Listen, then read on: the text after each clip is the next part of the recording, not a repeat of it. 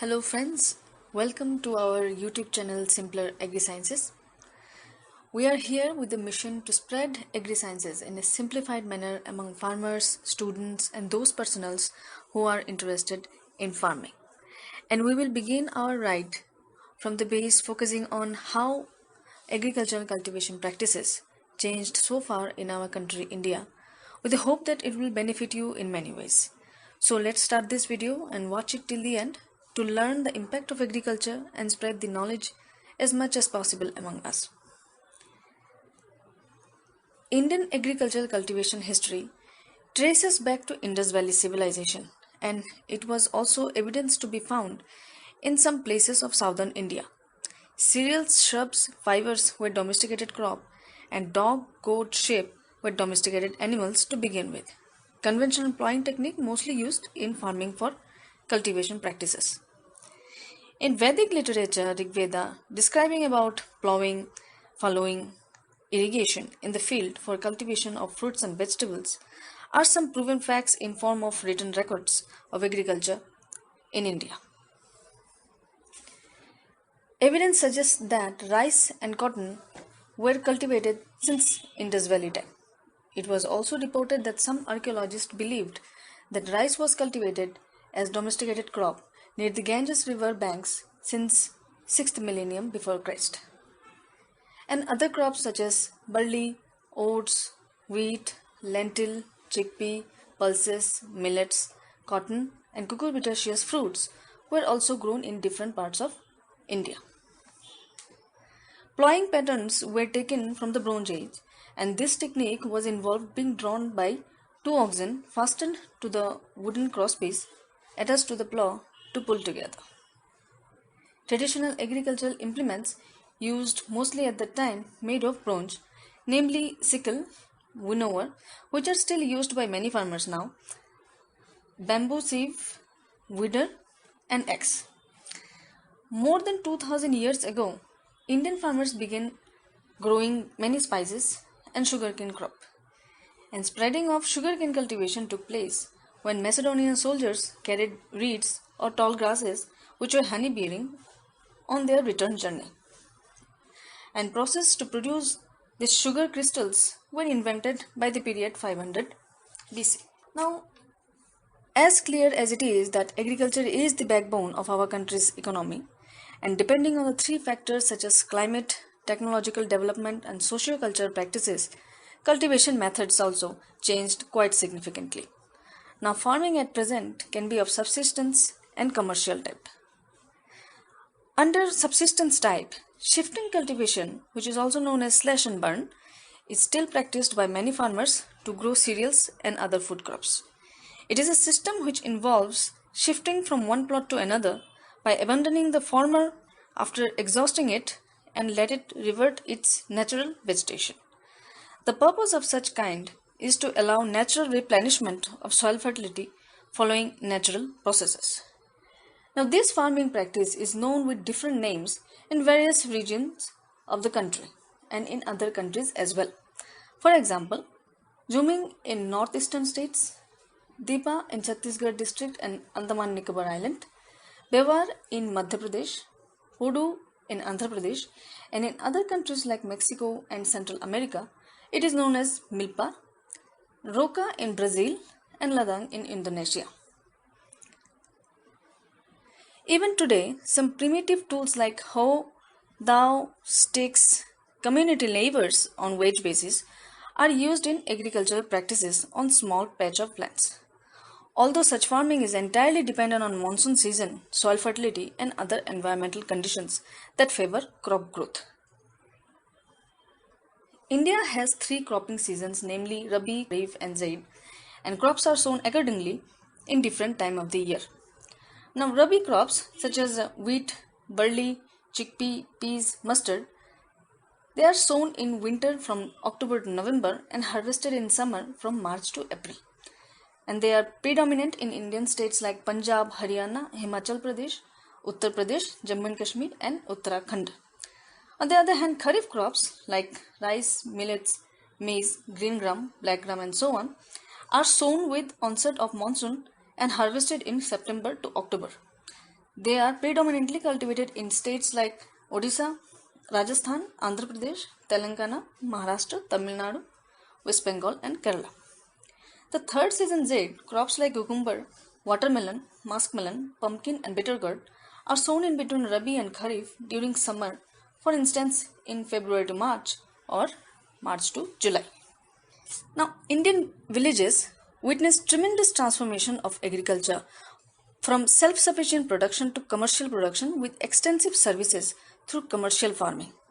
Commercial output provided by agricultural practices involve mostly about raising crops in large scales or estates and shipping of the produce to other countries for monetization. Thinly populated states like Tamil Nadu, Punjab, Haryana, Gujarat have adopted the commercial farming system for plantation already, and main crops grown for the purpose are wheat, maize, cotton, and sugarcane.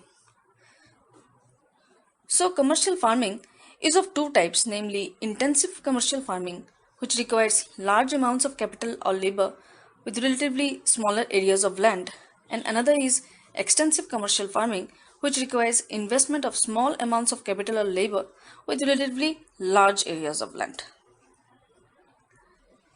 Farmers of India still have skeptical views when it comes to adopting new scientific technologies to grow their crop in present situation. They have grown a mixed attitude towards farming technologies, which is evidenced by growing of new plant varieties alongside 30 to 50-year-old varieties adjacent to the field area, while owning mobile phones to check regularly about crop prices, but fail to pay attention to the necessary information about best methods to grow their crop for higher yield. Here we can possibly interpret the reluctance of adopting new technology, pointing at first that less emphasis have been given to the communication of science to the farmers. Second, deformed ways to promote the adoption of new technology. Another barrier is that sometimes farmers' interest does not meet eye to eye with scientists or technical persons' soil test results, for which we see varied range of prices in case of macro and micronutrients. Unfortunately, in most parts of the country, covering mostly the rural areas, reports still indicate that approximately 45% and 26% women and men respectively are illiterate and unaware of even the basic economics.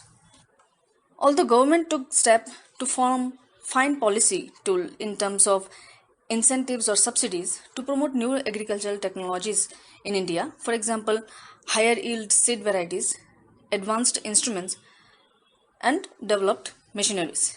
Irrespective of the attempt, it is associated with pros and cons, as companies draw some unnecessary additional features to the product for profit maximization. Here, in view of this all, effective and more simplified scientific communication to the farmers and tweaking policies at certain level could perhaps reflect some different picture on the overall obstacles. The strategies, however, to increase the crop yield and spread of agricultural education could boost up the economic growth of the country in an exponential manner. The new strategies, if adopted, may change the scenario. For example, use of improved seed varieties, strong hold on land ownership, crop rotation, irrigation methods such as drip irrigation and sprinkler irrigation, and appropriate use of farm machineries, improved packaging practices, protective measures for pathogen and insect attacks. To make farming profitable, increasing minimum support prices may aid to more than 95% cost return. Now, this perhaps will trigger the Indian farmers to invest more in agriculture. Smallholder farmers with their entrepreneurial strategies could be encouraged to invest in their farms and turn their image around for agricultural growth status of the country, as they own more than 80% of the total farming land and 50% of livestock in India. But due to low produce, low productivity and market pricing status, they do not receive what is expected and thus discouraging fact to invest in farming. However, a market with price transparency, new land leasing laws and investments in livestock could encourage the smallholder farmers to invest with enthusiasm. So presently we see there's a wave of organic food consumption to build a better health. Thus, sustainable farming movement can set the opportunity for a bright future of agricultural cultivation. Although organic movement started long back in 1921 and the pioneering work promulgated by Albert Howard, who is known as a father of organic farming, and his wife Gabriella Howard, when in early 1900s scientists were seeking for solution for the side effects of the toxic chemicals entering the food supply and certainly declining the overall natural soil fertility. But current era people have already realized and are aware about how consumption of junk foods causing greater ill effects on their health and thus causing lifestyle diseases, especially who are residing in the urban cities. General awareness from national and international exposure helping people to take steps avoid such lifestyle diseases by switching into organic diets.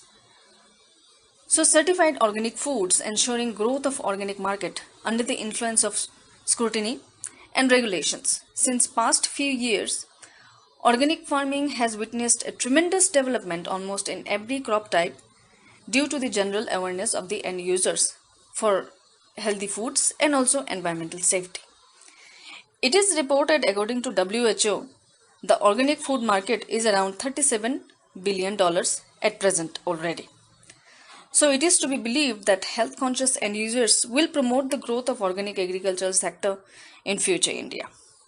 So here we hope that you have enjoyed this video and the informations as we are making it, and if you did, be sure to give it a thumbs up and subscribe to our channel. If you found it helpful, you can share it with your friends and family who are interested to learn about agriculture and find value in it too. And please do leave a comment below. We'd love to hear from you. We are open for suggestions and share any topics you want us to cover. We will see you with our next video. Thank you.